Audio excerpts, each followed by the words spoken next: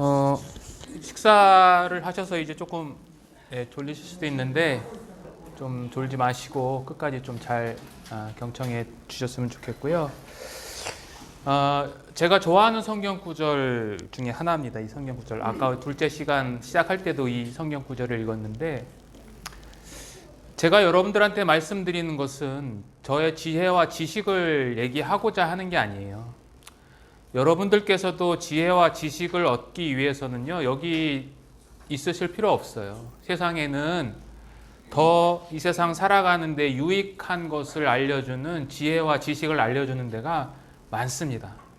저는 다만 이 자리에 서서 하나님의 말씀을 전달하는 메신저인데, 내 능력이 아니고 성령의 나타나심, 그리고 하나님의 능력에 여러분들이 의지하게끔 하는 그러한 도구적인 역할밖에 안 됩니다. 지금 옆에 계신 분과 웃고 얘기하고 즐거운 시간을 가질 수는 있는데, 그 시간이 영원히 지속되지 않을 수도 있다라는 사실입니다. 지금은 가족이고 내 친구고 지인이고 이웃이기 때문에 대화를 나누죠. 그러나 내가 죽으면 영원한 순간 찰나에 영원한 운명이 바뀝니다.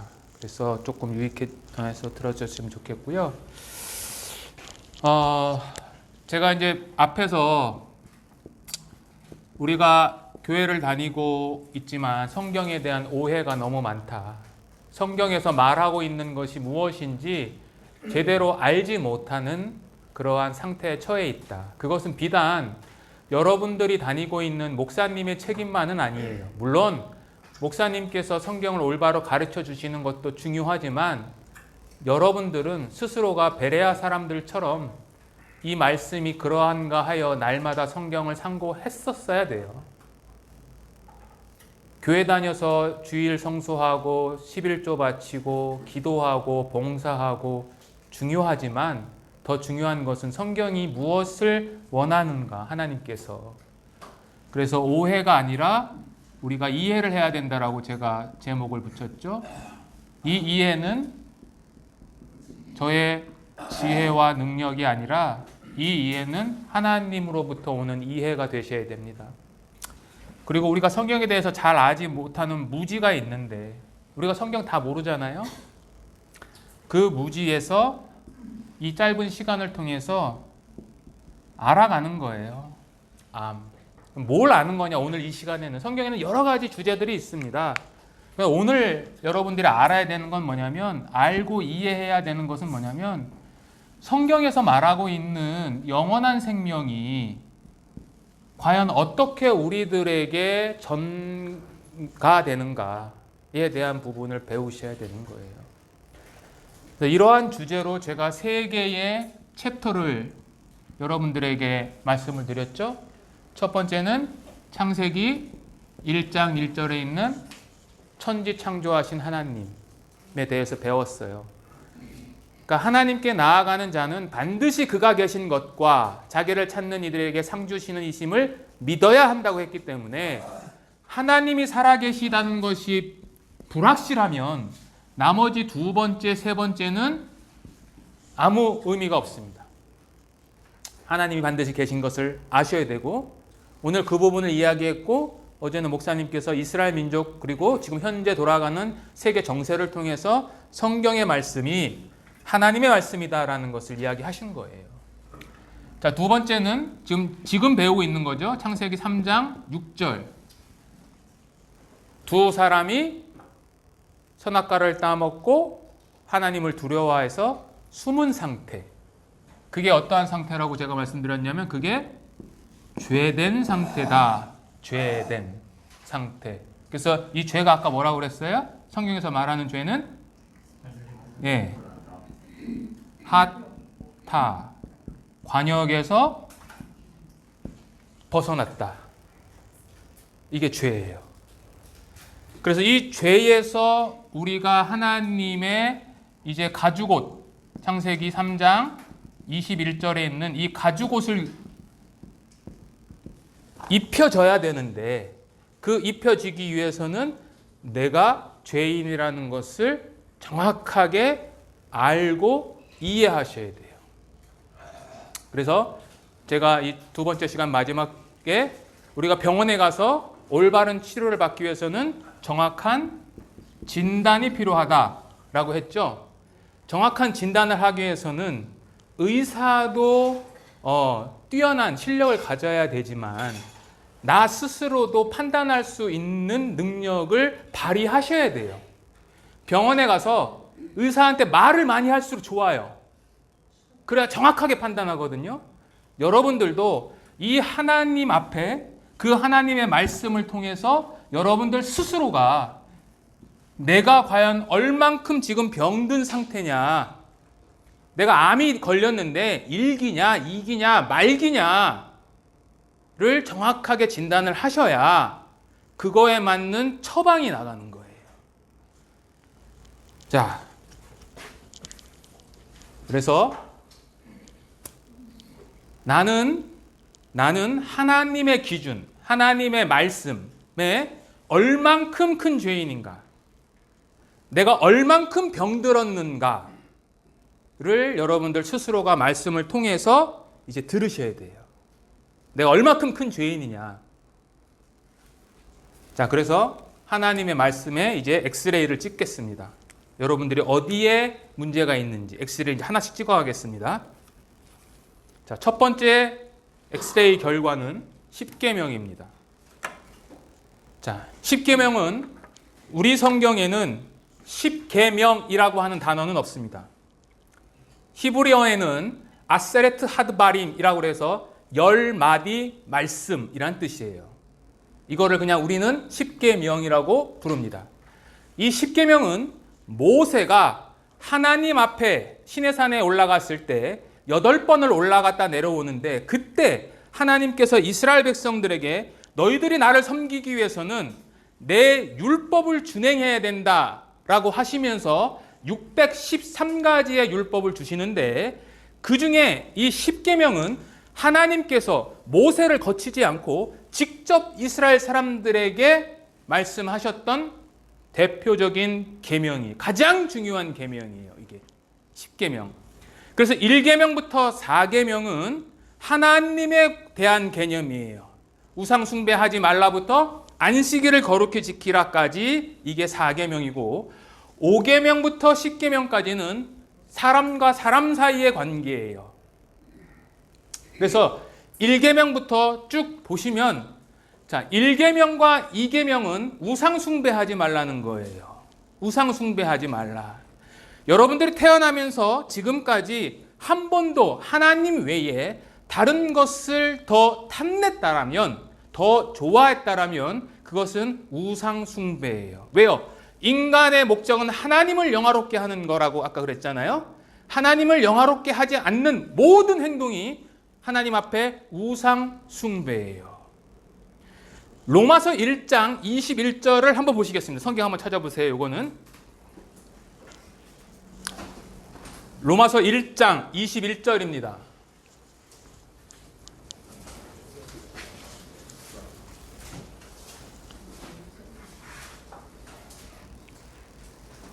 신약성경 로마서 1장 21절에서 25절, 제가 천천히 한번 읽겠습니다.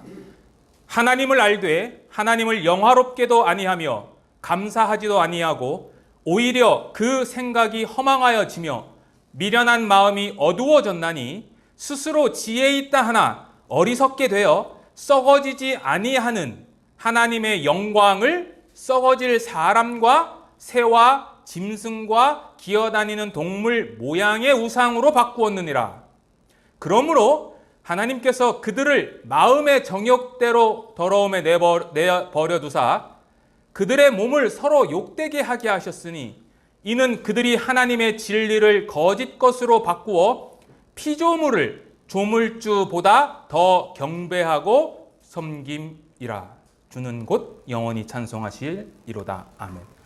여기 보시면 우상 숭배에 대해서 사도 바울이 책망을 하시는 말씀인데요.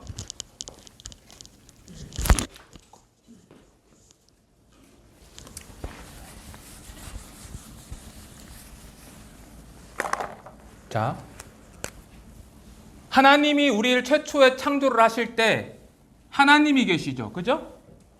그 다음에 누가 있냐면 사람이 있습니다. 아담과 하와 대리 통치자가 있고 그 대리 통치자를 통해서 모든 만물을 다스리라고 했기 때문에 사람 밑에 뭐가 있냐면 모든 피조물이 이렇게 있어요.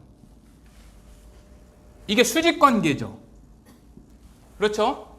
근데 사람이 하나님과 같이 되고자 하는 마음으로 하나님을 끌어내렸는데 사람의 생각과는 다르게 됐어요. 무슨 말이냐? 이렇게 수직으로 내리면 하나님이 내려오고 사람이 위로 올라갔어야 되는데 이게 수직이 아니라 원이 돼 있어서 이것을 끌어내렸더니 피조물이 위로 올라가고 하나님이 밑으로 갔어요. 그래서 사람은 그냥 제자리에 있는데 하나님을 끌어내림으로 말미암아 피조물을 하나님처럼 섬기게 되었고 도리어 섬기고 경배해야 할 하나님을 없는 것처럼 생각하고 마음대로 살아가고 있는 것이 지금 이 세상의 온 인류의 역사입니다. 피조물을 하나님처럼 섬기게 된 이 상태, 이게 여러분들과 저의 현재 상태예요. 그러나 인간에게는 하나님의 형상이 남아있고 하나님의 형상이 남아있기 때문에 우리 인간에는 신의식이 있어요.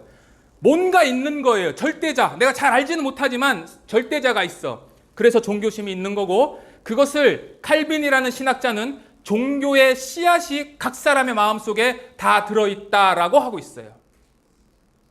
그러나 올바른 하나님을 찾지 못하고 피조물을 찾는 거예요. 눈이 멀었어요. 죽었거든요. 그래서 온갖 우상들, 종교심, 그리고 나 자신을 섬기는 것, 하나님이 어디 있어? 나만 잘 되면 돼 라고 하는 것도 피조물도 나도 피조물이기 때문에 내가 나를 섬기는 것도 우상 숭배예요. 하나님을 잊어버렸어요. 안식일을 기억하며 거룩히 지켜라. 안식일은 금요일 날 해질 때부터 그 다음 날 해질 때까지. 그때까지는 아무 일도 해서는 안 돼요. 불도 피워서도 안 되고 어떠한 일도 해서는 안 돼요. 그런데 우리는 안식일을 지킬 수가 없어요. 그렇죠? 금요일 날 다 어디 가세요? 직장 가거나 내 활동하거나 차 마시거나 뭐 다 하잖아요. 지킬 수가 없어요.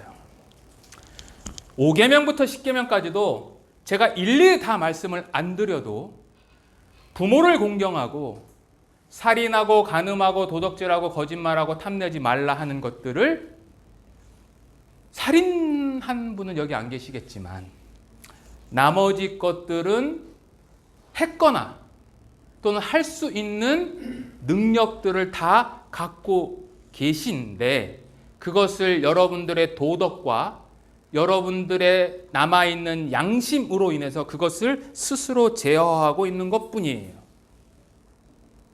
누구도 이 하나님의 십계명의 말씀을 지킬 수가 없어요. 자, 십계명을 예수님은 두 가지로 요약을 하셨는데 1계명부터 4계명까지를 마음과 목숨과 뜻과 힘을 다해서 하나님을 사랑하라 라는 것이 1계명부터 4계명이에요. 마음, 목숨, 뜻, 힘이라고 하는 것은 우리들의 전인격적인 존재, 우리의 생각부터 마음, 행동까지 하나님을 사랑하라는 거예요. 두 번째는 내 이웃을 네 자신과 같이 사랑하라. 내 이웃은 내가 좋아하는 사람뿐만 아니라 내가 싫어하고 내가 원수처럼 여기는 사람도 다 이웃에 포함되기 때문에 모든 인간이 내 원수를 사랑하라는 이 말씀 앞에 순종하기는 매우 어려워요. 그러나 극도의 훈련을 한 사람들은 가능하죠. 가능해요. 그러나 대부분의 사람들은 불가능해요. 인간은요, 하나님을 끌어내림으로 말미암아 나 자신을 사랑하는 것은 본능이에요. 본능. 제가 우스갯소리를 이렇게 얘기하는데 단체 사진 찍으면 어떤 사진이 제일 잘 나온 거예요? 내가 잘 나온 게 제일 잘 나온 사진. 다른 사람은 이렇게 나오든 저렇게 상관없어. 나만 잘 나오면 그 사진이 베스트. 그렇죠? 다른 사람 똥은 더러운데요. 내 똥은 안 더러워요. 아침마다 봐. 어떤지 색깔도 보고. 본능이에요. 나를 사랑하는 것은. 이 본능을 역행하라는 거예요. 가능할까요? 이건 어려운 게 아니라 불가능해요. 자, 지금 계속해서 엑스레이 찍어가는 겁니다. 갈라디아서 5장 19절에는 사도 바울이 죄에 대한 목록을 총 15가지를 제시했어요. 첫째는 음행이에요. 아까 로마서 1장 21절에서 25절에도 우상 숭배를 함으로 말미암아 나타나는 첫 번째 죄가 뭐냐면 그 몸을 욕되게 한다고 그랬거든요. 우상 숭배는 뭘로 이어지냐? 반드시 음행으로 연결돼요. 성적인 타락으로 연결돼요. 성적인 타락이요. 이 성적인 타락은 다른 죄하고는 달라요. 이 한문으로 성자 여러분들 다 아시죠? 마음 신변의 날생자예요. 성은 내 육체적으로만 죄를 짓는 게 아니라 내 마음으로도 짓는 거고 그 마음으로 짓는 그 죄는 나와 그 상대를 치명적인 상처를 입혀요. 창세기에 하나님께서 아담을 창조하시고 하와를 갈비뼈로 만들어서 데리고 오시면서 사람이 부모를 떠나 둘이 한 몸이 된다라고 하셨어요. 그래서 나눌 수 없다 그러거든요. 나눌 수 없다. 거기서 한 몸이 되었다라고 하는 것은요. 악교로 딱 붙여놓은 거예요. 이렇게 남자와 여자를. 악교로요. 악교 아세요? 악교? 본드. 나무, 옛날에 나무 붙일 때 악교로 붙였잖아요. 악교를 나무와 나무로 딱 붙였어요. 이걸 뜯어내면 어떻게 돼요? 양쪽 다 찢어지거든요. 그게 성적인 범죄예요. 그게요. 자, 음행, 더러운 것. 이것도 우상숭배예요. 호색, 색을 밝히는 것. 사람이 태어나서 청소년이 되고 성인이 되면 호르몬이 분비를 하면서 하나님께서 정상적으로 사용하라고 하는 그 성의 범위를 넘어서서 실제적으로 육신적인 간음죄를 짓기도 할 뿐만 아니라 마음속으로도 음란과 음탕한 짓을 수없이 반복해요. 누구도 예외 없어요. 그리고 우상숭배예요. 우상숭배. 바울 당시에는 우상숭배는 이교도들한테는 죄가 아니에요. 로마 시대의 우상숭배는 신을 숭배하는 거거든요. 로마 사람들은 하나님의 절대적인 신이 아니라 다신 국가잖아요. 신이 많아. 그러니까 이 신을 섬겨도 되고 저 신을 섬겨도 되고 이 신을 섬겨도 돼요. 오늘날에도 다신 국가가 있죠. 다신, 신을 많이 믿는 국가. 대표적인 게 인도, 일본. 인도는 약 3억 3천 개의 신이 있다고 말합니다. 3억 3천 개. 제가 아는 그 교수님이 이제 햄버거 집에서 햄버거 먹기 전에 기도를 했는데 이제 서빙하는 사람이 인도 사람이었대요. 그래서 너 기도하고 밥 먹네? 라고 해서 이제 서로 대화가 된 거예요. 근데 그래, 나는 기도할 때 하나님 앞에 기도하고 밥 먹는다 라고 하면서 그분이 던진 첫 번째 질문이 뭐였냐면 당신은 이 3억 3천 개의 신 중에 어떤 신에게 기도하냐라고 물어봤어요. 어떤 신에게. 신의 계층이 있잖아요. 그죠? 네. 자, 그렇게 해서 이제 전도를 했다고 하는 말씀을 해주셨는데 어쨌든 우상숭배, 주술, 원수 맺는 것, 분쟁, 다투죠? 시기, 다른 사람이 잘 되는 거 보면 시기해요. 나보다 잘 되면 불편하거든요. 내가 공부 잘하는 것 같은데 학교에 갔는데 나보다 더 잘하는 놈이 있어. 근데 그 놈은 봤더니 죄송합니다. 재수없게 운동도 잘해. 열심히 하는 것 같지도 않아. 그런데 맨날 1등이에요. 식이 나거든요. 화를 내죠? 분냄. 화 한 번도 안 내보신 분 있으세요? 화. 나는 태어나서 지금까지 화를 낸 적이 없다. 나는 늘 목탁 두드린다. 있으세요? 남자분들 일상생활에서 가장 많이 화낼 때가 언제냐면 운전할 때 아니신가요? 저는 운전할 때 화를 낼까요? 안 낼까요? 갑자기 누군가가 삐짓고 들어오면 화가 납니다. 화 나면 어떻게 해요? 크락션도 울리고 더 화나면 악셀을 밟죠. 그죠? 거기서 더 화나면 어떻게 되는 거예요? 창문 내리죠? 더 화나면 내려서 끌어내죠. 자, 화를 냅니다.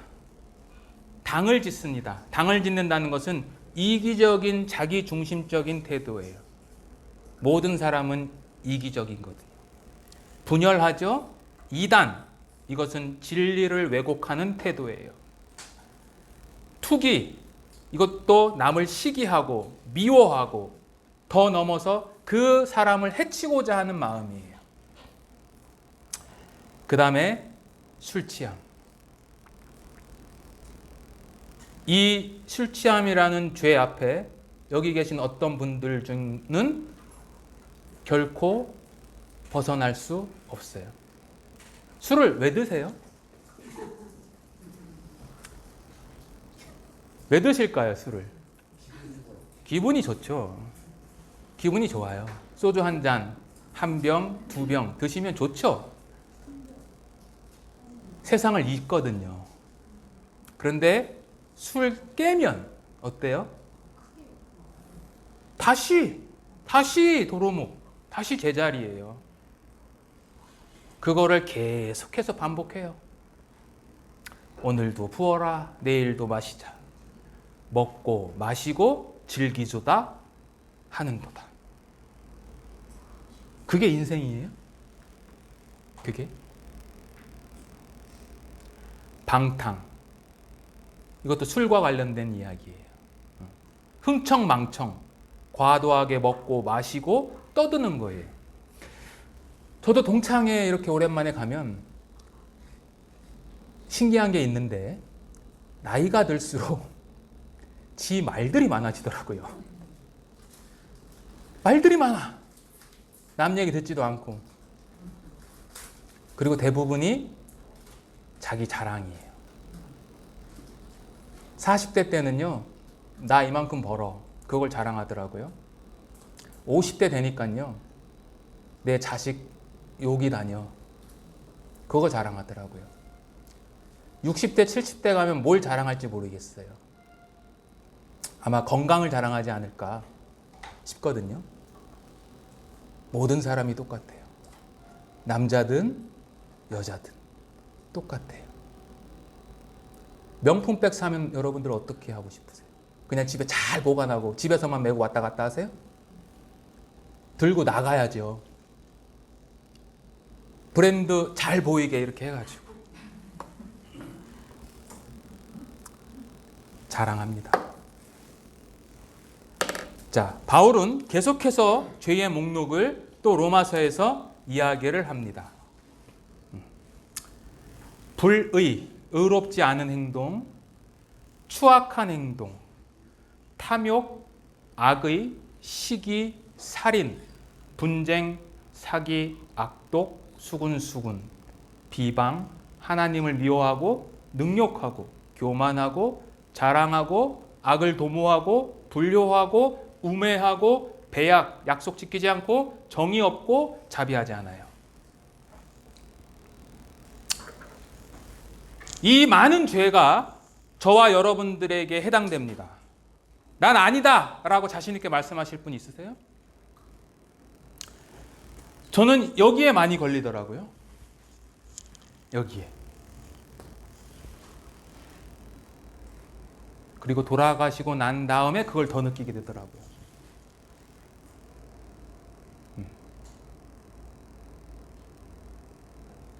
모든 인간이 똑같습니다. 모든 인간이 이렇게 추악한 행동을 하고 삽니다. 자, 그런데 여기 보시면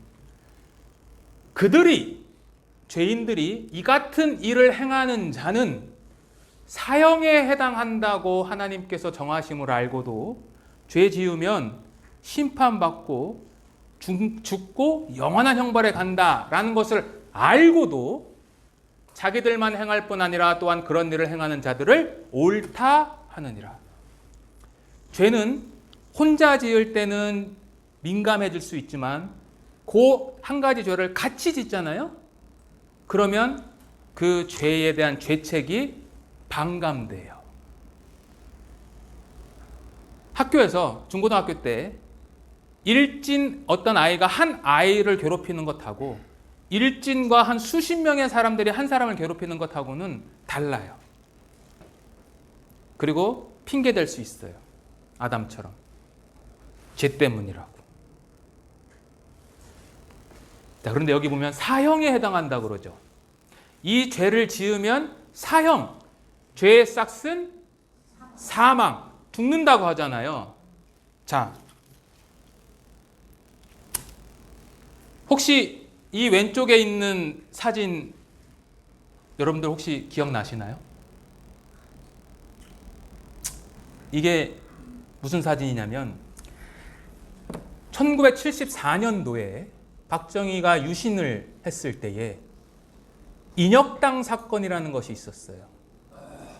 그러니까 유신 헌법을 반대를 했는데 그것의 배후 세력으로 인혁당, 인민혁명당을 재건하고자 하는 사람을 이렇게 지명을 했어요.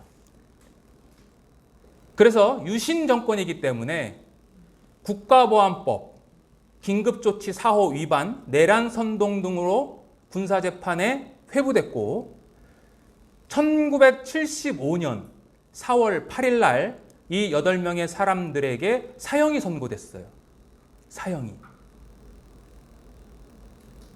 근데 사형 집행이 언제 된지 아십니까, 여러분들 혹시? 예. 만 하루도 지나지 않은 18시간 만에 새벽 4시에 이 8명 전원이 사형을 집행을 당해서 형장의 이슬로 다 사라지셨어요.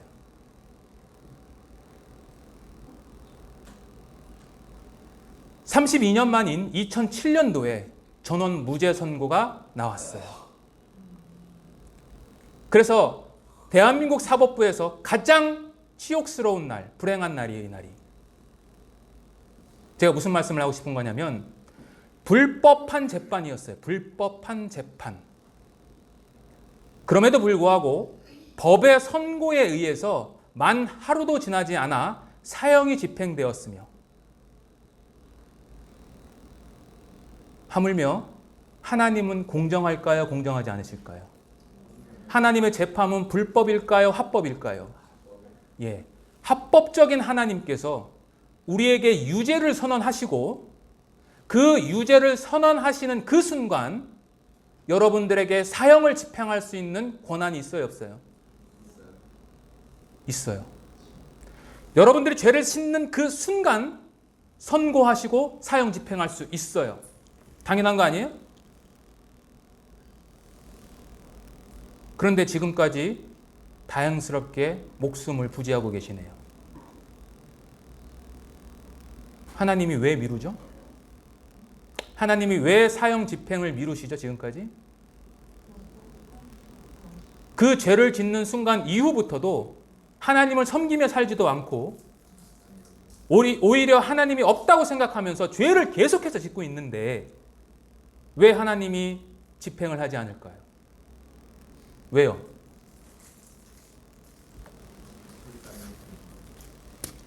같이 읽겠습니다. 오직 주께서는 너희를 대하여 오래 참으사 아무도 멸망하지 아니하고 다 회개하기에 이르기를 원하시느니라. 하나님의 사랑이에요. 오래 참아요. 오래 참아요. 아무도 멸망하지 않고 여기 계신 분들이 단 한 명이라도 잃어버리지 않게 하기 위해서 기다리시는데, 그냥 기다리라고 하는 게 아니라 회개를 하기를 원한다. 회개. 메타노이아, 회개는 이 방향으로 가다가 이것이 잘못됐다는 것을 깨닫고 180도 뒤로 돌아서서 가만히 있는 것이 아니라 그 반대 방향으로 가는 거예요.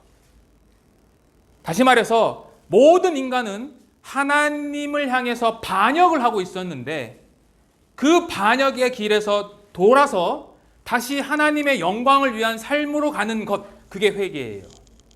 주일날 가서 새벽에 울고 불고 하는 것이 회개가 아니고, 그 울고 불고 한 것만큼 여러분들의 삶이 하나님의 영광을 위해서 살아가셔야 돼요.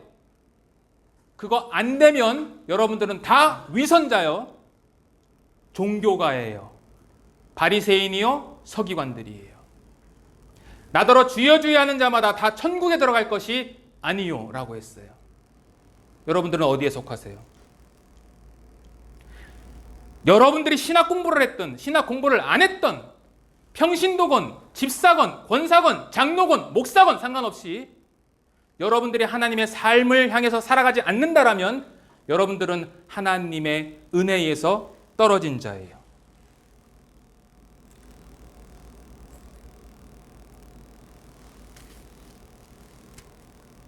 여러분들이 다니고 계시는 목사님은 좋아할 수 있어요. 11조 바치고 열심 내고 봉사하면 목사님은 좋아하실지 모르지만 하나님은 나는 너와 상관이 없다라고 하세요. 이사야서에 이스라엘 백성들에게 죄를 계속 지으면서 하나님 앞에 제사를 드릴 때에 하나님께서 더 이상 제사를 지내지 마라. 너희들이 악을 행함과 동시에 나에게 분향하는 것을 내가 도무지 참을 수 없다. 내 마당만 밟는다고 그랬어요.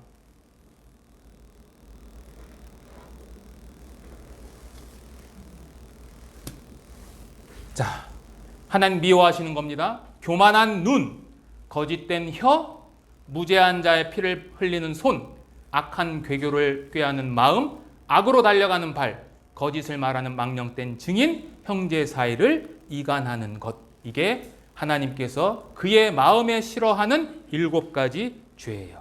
자, 여기 잘 보세요. 눈, 혀, 손, 마음, 발. 이게 뭘 상징하는 것 같아요? 예, 온 몸을 말하는 거예요. 눈부터 발까지 다 죄를 짓는다 그러는 거예요. 그리고 그 가득한 죄악된 마음을 품고 다른 사람을 향해서 거짓하고 형제 사이를 이간하는 거예요. 이게 하나님이 싫어하시는 거라는데요.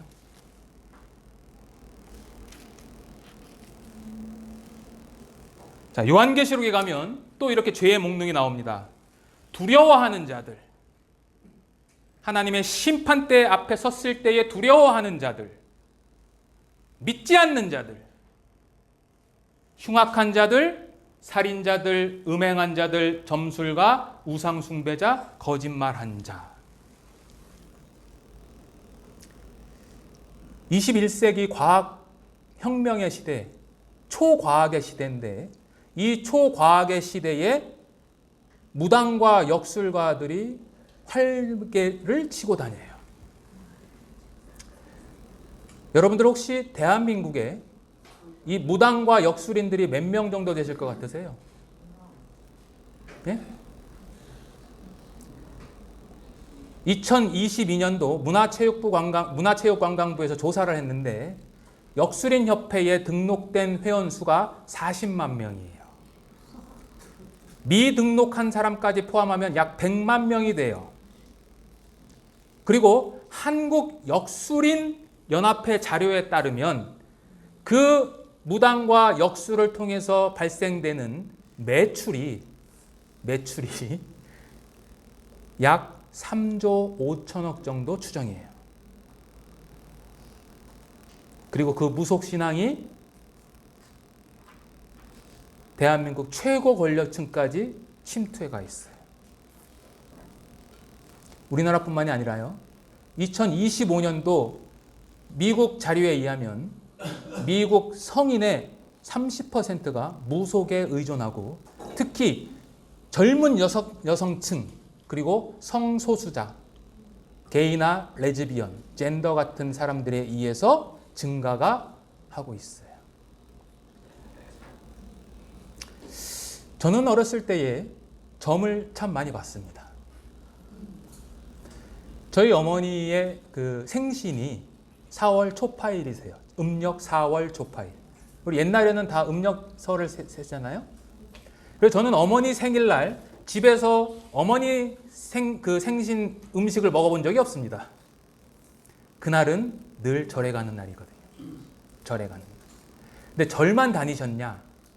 점도 참 좋아하셔가지고 정월 1일 구정에 저는 항상 수양 할머니를 뵈러 갔어요. 수양 할머니가 쌀을 던지시고 오색 오방기를 이렇게 말아서 돌돌돌 말아서 저한테 주시면 저는 그 중에 깃발을 하나 뽑아야 돼요. 어린 마음에 흰색이 좋다고 그래서 그 흰색을 뽑기 위해서 노력했던 기억이 나요. 중학교 2학년 때는 제가 삼재라고 그래서 아직도 생생한데 그 부적, 나무로 된 부적, 그리고 새벽에 어머니가 저를 깨우시더니 모닥불 같은 것을 피우시고 거기를 넘어가래요. 근데 그 해 제가 하나님의 은혜로 성경을 통해서 구원을 받았어요. 구원을 받자마자 제가 뭘 했겠어요? 예, 어머니를 전도를 했죠. 초정비결, 사주팔자 한 번씩 다 안 보셨어요? 지금은 이제 신문이 없지만 옛날에는 그 일요신문, 그 스포츠 서울 같은 데 보면 꼭 있잖아요. 오늘의 운수. 오늘은 동쪽으로 가면 귀인을 만날 것이다. 다 불과 유황으로 타는 못에 던져질 죄목이에요. 자, 이렇게 많은 죄를 우리는 행하고 살아요. 자, 하나님이 행하지 말라, 이거 하지 마, 선악과를 먹지 마 라고 했을 때 먹는 게 죄인 것처럼 반대로 하나님께서는 이거 해, 선악과 말고 영생과를 먹어 라고 했을 때 그 영생과를 안 먹는 것도 죄예요. 하나님을 사랑하고 이웃을 사랑하라고 했잖아요. 그거 안 하면 죄거든요. 같이 읽어보겠습니다. 사람이 선을 행할 줄 알고도 행하지 아니하면 죄니라. 이게 착한 일인 거 아는데 안 하면 죄래요. 제가 사경회 할 때마다 늘 비유로 말씀드리지만 끝나시고 가시면서 서울역 앞에 많은 분들이 계시는데 그분들을 향해서 그냥 지나치면 이 죄를 범하는 거예요. 자비를 베풀어야 되잖아요. 선한 사마리아인처럼.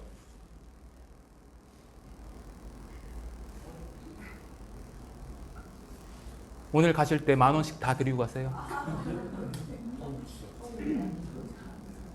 여러분들의 죄악이 지금 웃음으로 나왔어요. 난 못 줘.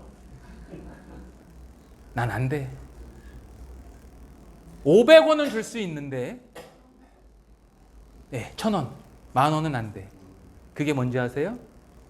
하나님의 말씀의 기준을 내 기준으로 낮춰서 이것이 옳다라고 생각하는 거예요. 하나님은 얼마를 주기를 원하실까요? 얼마?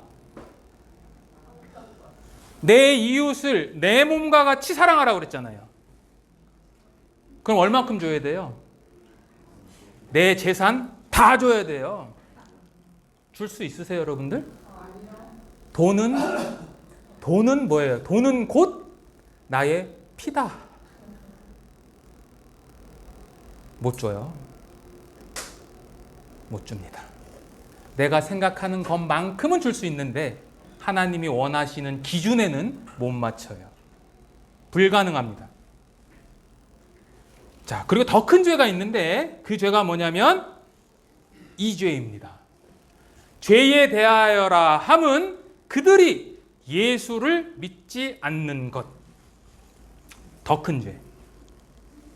적극적인 죄죠. 가족들이 꼭 한번 말씀 한번 들어보세요. 꼭 구원 받으셔야 됩니다. 예수 믿고 천국 가셔야 됩니다. 라고 얘기를 하셨을 텐데 한두 번도 아니고 수십 년 동안 나하고는 상관없는 것처럼 살아요. 알았어. 다음에. 알았어. 다음에. 그 다음이 계속 이어질 것 같이 생각하시죠. 실로암 망대가 무너져서 수많은 사람들이 죽었을 때에 예수님이 그 사람들이 죄가 많아서 죽은 게 아니라 너희들도 단 한순간에 똑같은 죽음을 맞이할 수 있다라고 얘기했어요. 수년 전 세월호와 이태원에서 많은 젊은 학생들이, 청년들이 죽었어요.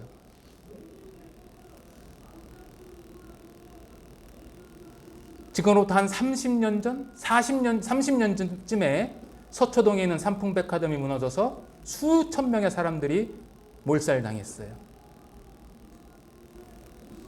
그 죽은 사람들이 여러분들보다 죄가 더 많아서 죽은 거예요? 아니에요.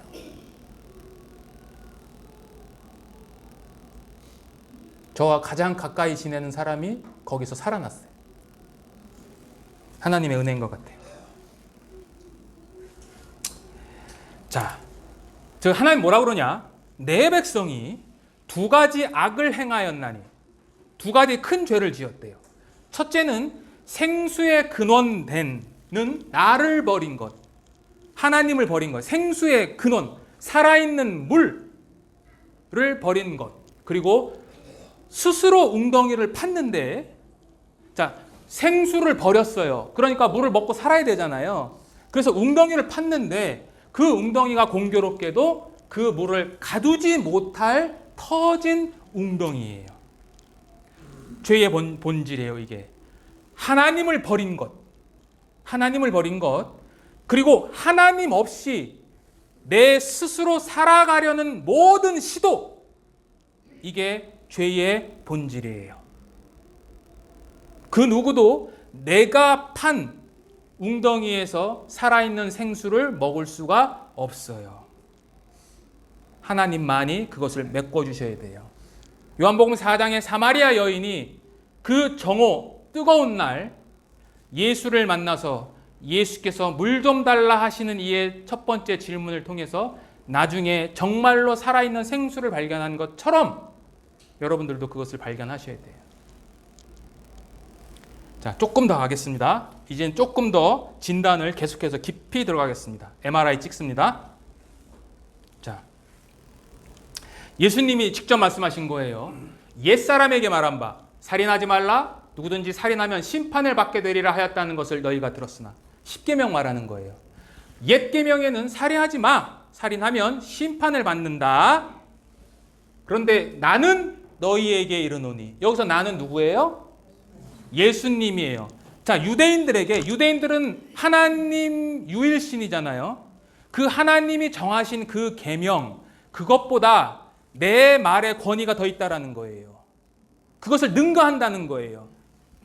자, 나는 뭐라 그러냐면, 나는 살인이 뭐냐면 예수님께서 형제에게 노하는 자, 형제한테 화내는 자, 형제에 대해서 라가라고 하는 자, 라가는 아람어인데요, 빈 깡통이란 뜻이에요. 우리식으로 얘기하면 아이 멍텅구리, 멍충이라는 의미예요. 이 당시에 이 라가라는 아람어는 해할 의도가 없는 표현으로 가정에서 흔히 사용됐어요. 그게 라가예요. 그리고 미련한 놈이라고 하는 자는 지옥에 간다. 그러니까 살인의 정의가 달라졌죠. 옛날에는 직접 칼로 또는 손으로 사람을 죽여야만이 살인이 죄라고 했는데 예수님께서는 그것을 다시 재정의하셨어요. 노하고 분노하고 라가라고 하고 미련한 놈이라고 하면 지옥에 간다. 지옥에. 자, 살인 봤으니까 간음 보겠습니다. 간음하지 말라 하였다는 것을 너희가 들었으나 나는 너희에게 이르노니 음욕을 품고 여자를 보는 자마다 음욕을 품고 남자를 보는 자마다 마음에 이미 간음했다. 한 여름날 노출이 심한 옷을 입은 남자나 여자를 보는 순간 내 마음속에 나도 모르게 음탕과 음심의 마음이 생기는 것, 그것을 하나님은 너 간음했다. 상황과 조건만 맞으면 충분히 할 수 있어요. 충분히. 현대사회에서는 이 성의 문제가 무너졌거든요. 그래서 이 간음죄를 사람들은 어떻게 표현하냐? 특히 40, 50대에서 제가 직접 겪은 겁니다. 간음죄, 아내 외에 다른 여자와 육체적인 관계를 맺는 것을 제 친구들 사이에서는 이렇게 부릅니다. 능력자. 네. 돈 없고 시간 없으면 불가능해요. 가능할 것 같으세요? 내가 돈이 없는데 젊은 여인이 나를 쫓아올 것 같아요? 불가능해요. 그걸 자랑해요. 이 같은 일을 행하는 자를 사형에 해당한다고 하나님께서 정하심을 알고도 자기들만 행할 뿐 아니라 그런 일을 행하는 자들을 옳다 하느니라. 와, 그래? 야, 좋겠다. 나도 한 번 하면 좋겠는데. 소개 좀 해줘. 비단 40, 50대 제 나이 또래만 그럴까요?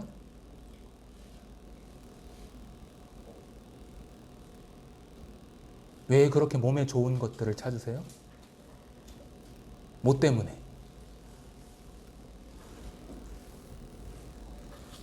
자, 탐심은 우상 숭배다.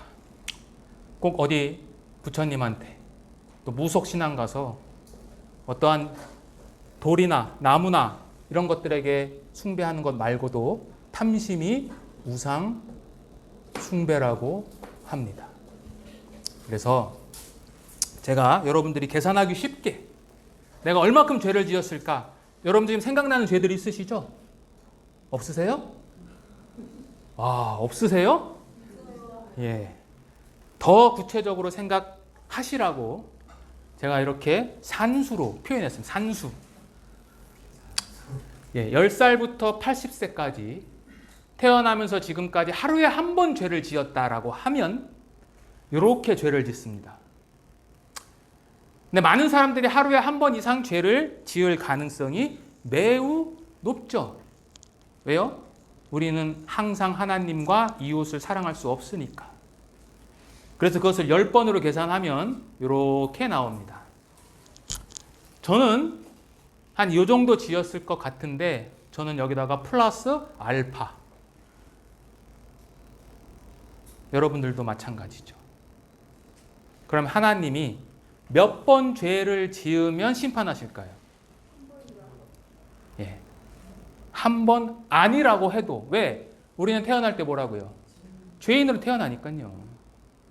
죄인으로 태어났는데 넘어졌는데 코 박고 죽는 것처럼 죄를 또 졌어. 그러니까 더 큰 심판을 받는 거예요. 그래서 하나님은 우리에게 이렇게 요구를 하십니다. 여러분들 가능한지 한번 평가해 보세요. 진단하는 겁니다.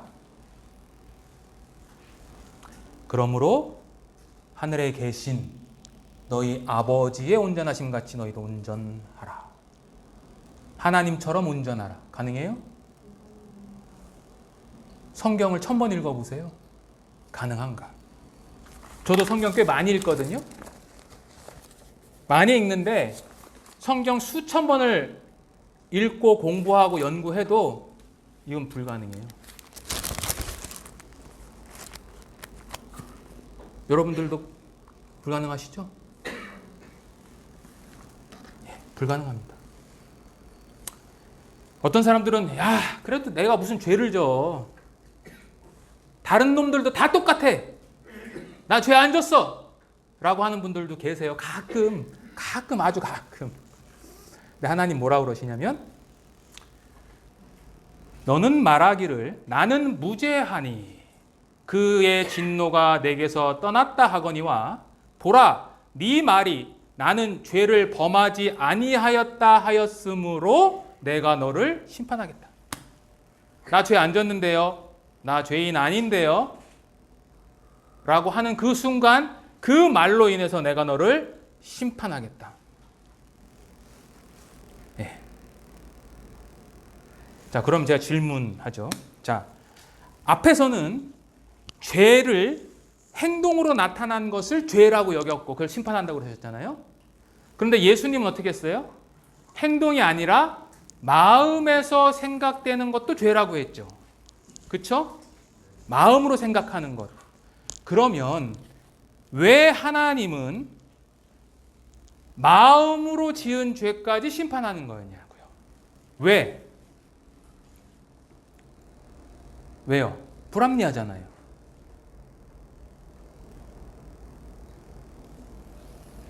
자, 왜 하나님은 마음으로 지은 죄까지 심판하냐? 이거예요. 사람의 모든 행위는 마음에서 비롯되기 때문이에요. 마음. 그래서 마음을 다스리라고 그러잖아요. 마음만 잘 다스리면 죄를 안 지을 수도 가능성이 조금 더 높아지지만 그 누구도 자유롭지 못해요. 모든 행동은 그 마음에서 시작돼요. 다만 그 마음을 내 교육, 도덕, 종교, 윤리, 양심으로 누르는 거예요. 그럼 죄가 드러나진 않는데 사람들은 저 사람 착한 사람이야 라고 하지만 하나님은 마음을 보시기 때문에 너도 똑같은 놈이야 이놈아 라고 하시는 거예요. 그래서 예수님은 마음이 더럽다고 하셨어요. 예수님은 무엇이든지 밖에서 사람에게로 들어가는 것이 사람을 더럽게 하는 게 아니고 음식 먹어서 사람 더러워지는 게 아니고 사람 안에서 나오는 것이 사람을 더럽게 하는 것이다. 사람 안에서 뭐가 나오는데 그게 더러운 거야. 근데 그게 뭐냐? 아이고. 마음에서 나오는 것은 악한 생각, 음란, 도둑질, 살인, 간음, 탐욕, 악독, 속임, 음탕, 질투, 비방, 교만, 우매함. 이 모든 것이 다 속에서 나와서 사람을 더럽게 한다. 예. 예수님도 이렇게 말씀하셨고 하나님도 구약 성경에 똑같은 얘기를 하셨어요. 같이 읽어볼까요? 만물보다 거짓되고 심히 부패한 것은 마음이라. 마음. 누가 능히 이를 알리오마는 몰라요. 열길 물속은 알아도 사람 마음속은 몰라. 그러나 하나님은 심장을 살피고 폐부를 시험하고 각각 그의 행위와 그의 행실대로 보응하겠다. 반드시 보응하겠다. 네가 손으로 지은 죄, 네가 발로 지은 죄 뿐만 아니라 네가 머릿속으로 지은 죄까지 내가 보응하겠다 라고 하셨어요. 하나님이요. 내일 사형 집행하실 수 있어요. 그래서 이걸 정리를 하면 죄를 짓는 단계예요. 왜 우리가 죄를 짓느냐? 욕심이 잉태한 즉 죄를 낳고 죄가 장성한 즉 사망을 낳는다 그랬는데 마음에서 죄의 씨앗이 올라와요. 그것을 행위로 죄를 짓고 그 행위로 인해서 심판, 마음과 행위로 지은 것 모든 것을 심판하는 거예요. 자, 이걸 나무로 이렇게 표현했는데 이게 마음입니다. 마음은 땅속 밑에 있기 때문에 안 보여. 마음은 안 보여. 우리는 뭘 보냐? 땅 위에 있는 이 죄의 열매들만 보는 거예요. 그래서 죄의 열매가 많이 열리면 저 나쁜 놈 새끼. 죄의 열매가 거의 없는 것처럼 보이면 저 사람 정말 착해. 법 없어도 살 사람이야. 라고 평가하지만 이 마음에 있는 이 뿌리가 잘라지지 않는 이상 조건과 환경만 맞으면 얼마든지 이 죄의 열매가 가득가득 열려요. 물 주고 비료 주고 적합한 환경만 허락하면 열매가 많이 열린다고요. 그리고 그 마음은 우리의 죄된 본성에 뿌리박고 있어요. 그럼 죄의 열매가 맺히지 않으려면 어떻게 해야 돼요, 여러분들? 예? 피곤하시더라도 중요한 시간입니다. 진단을 여러분들 정확하게 하셔야 돼요. 어떻게 해요? 이거 죄의 열매가 안 열리게 하려면 어떻게 해야 됩니까? 마음을 정결하게 해요? 어떻게 정결하게 해요? 어떻게 해야 돼요, 이거? 예? 얘기해 보세요. 원래 이 대화와 질문이 있어야 됩니다. 어떻게 해야 돼요? 예, 땅을 갈아엎고요. 이 나무를 뿌리채 뽑고요. 새 나무를 심어야 돼요. 근데 그거를 우리 스스로는 할 수 없어요. 우리 스스로는 안 돼요. 누군가 해줘야 돼요. 누군가가. 그래서 하나님은 심판을 하시는데 마음과 행위를 함께 심판하세요. 행위를. 자, 하나님은 사람은 외모를 보는데 나 여호와는 중심을 본다. 중심, 마음을 본다. 마음. 계속 중심을 본다 그래요. 사무엘이 다윗에게 기름 부음 갔을 때, 첫 번째 엘리야비 왔을 때 하나님 뭐라 그래요? 용모와 신장 보지 마라. 나는 중심을 본다. 그러잖아요. 중심, 마음을 보시는 거예요. 그래서 사람의 깊은 속을 하나님은 살피세요.